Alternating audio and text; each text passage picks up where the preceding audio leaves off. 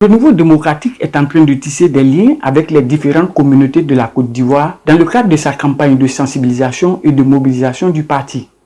Le 18 février 2025, la Moussa Dinko, président du Renouveau démocratique, accompagné d'une forte délégation, était à Bondoukou, dans le Grand Togo, une étape clé dans la mobilisation du parti. Ce fut d'abord des échanges de civilité avec les dépositaires de la tradition, des moments forts pour honorer les ancêtres et solliciter leur bénédiction. Ensuite, rendez-vous fut pris à la grande place. Après la traditionnelle libation et des prestations d'artistes, la Moussa Dinko a présenté aux populations son projet pour la Côte d'Ivoire, un projet axé sur le progrès, la justice sociale et la réconciliation. Depuis Oufoué-Boigny, on parle de cherté de la vie.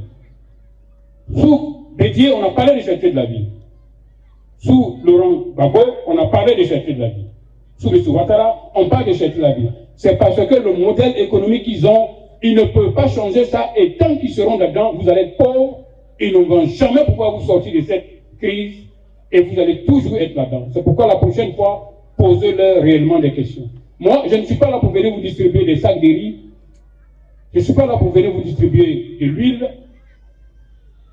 Je ne suis pas là pour venir donner le brouette. Je suis venu pour vous enlever de la pauvreté et vous donner votre dignité. Nous voulons une Côte d'Ivoire pacifique, une Côte d'Ivoire paisible, une Côte d'Ivoire démocratique, une Côte d'Ivoire où les élections sont ouvertes à tous, transparentes, et une Côte d'Ivoire où chaque Ivoirien a un droit à la santé, a un droit à l'éducation, a un droit au toit, doit se pouvoir se nourrir à sa faim. Et c'est cette Côte d'Ivoire, c'est dans cette Côte d'Ivoire, c'est ce rêve que nous avons, et c'est réalisable si on change le modèle économique. Cette visite dans le Grand Togo représente un tournant décisif pour le renouveau démocratique qui entend peser dans les débats des prochaines échéances électorales en Côte d'Ivoire.